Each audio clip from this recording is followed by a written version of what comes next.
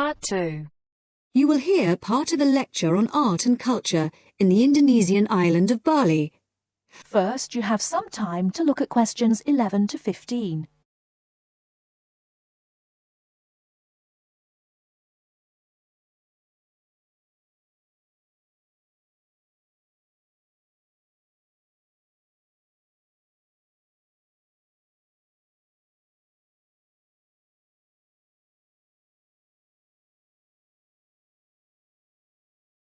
Now, listen carefully and answer questions 11 to 15.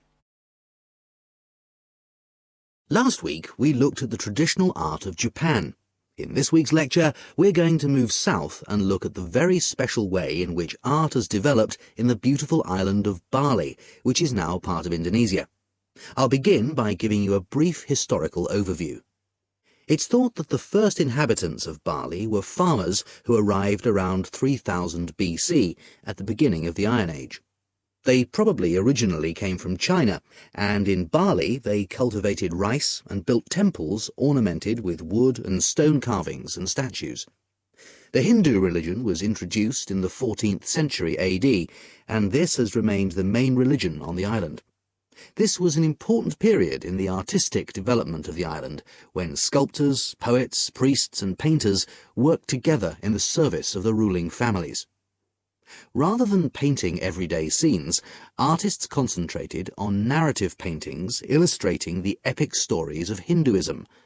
Bali's rich natural resources have always made it an alluring goal for merchants, and from the 17th century onwards, Dutch ships visited the island to trade in spices and luxury goods.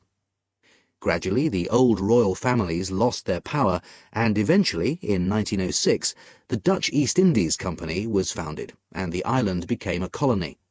In the 20th century, art then took on a very different role, as a tool accessible to everyone in the fight of the Balinese people against colonization, rather than as the property of a minority. Shortly after this, in the 1920s, stories of the beauty of the island of Bali began to spread around the world, and Balinese art underwent another vast transformation with the advent of tourism to the island. At first, this was only on a small scale, but it had important effects. Expatriate artists from Holland and Germany settled on the island, bringing paper, Chinese ink and other new materials with them.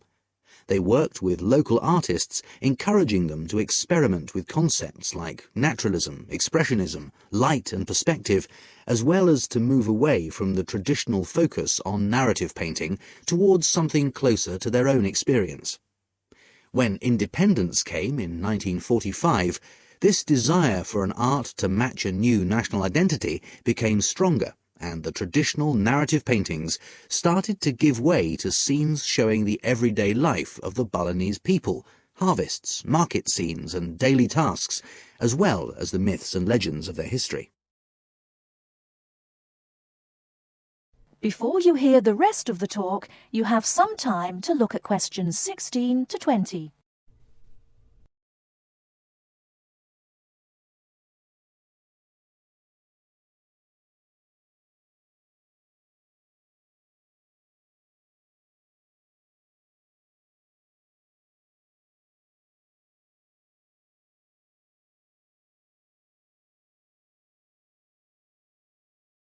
Now listen and answer questions 16 to 20. Many of the features that give this art its special place in the world today can be traced back to these historical roots. One feature that is rooted in the events of the last century is that today in Bali, the production and the appreciation of art is not restricted to a minority. In fact, there is a famous saying that in Bali, everyone is an artist.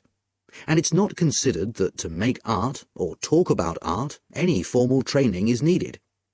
Art is just produced as part of Balinese life. Even fruit salad is served with flowers strewn on top. One factor which has contributed to this productivity is Bali's fertility. Over the centuries, the rich soil and the fact that food and shelter are readily available has given the islanders the leisure to develop their arts. While painting, sculpture, carving and music have traditionally been the province of men, women have channeled their creative energy into making lavish offerings to the gods with spectacular pyramids of flowers, fruit and cakes offered at the temples on festival days and celebrations. All these kinds of art still have close links with the religion of the people and are something that people do on a daily basis. Another special characteristic of art in Bali is that it is not generally seen as an individual pursuit. In the West, art is often carried out by the artist on his own, reflecting his own individual world-view in the hope of achieving personal wealth and fame. For Balinese artists, art is something that's done as a group, and many artists may participate in one piece of work. And Balinese art is not restricted to temples and offerings. It decorates objects such as jackets, motorcycles, hotel menus, and so on. But perhaps the most significant characteristic of Balinese art, and one that distinguishes it most from the art of the West, is to do with its expected lifespan. Carvings are made in soft stone, which is gradually destroyed over the years. The humid climate rots paper and cloth paintings. The magnificent offerings of fruit and sweets are eaten. Wooden statues are destroyed by insects. But Balinese artists accept that their work is ephemeral, not permanent, and instead of slavishly preserving the originals, they produce new art.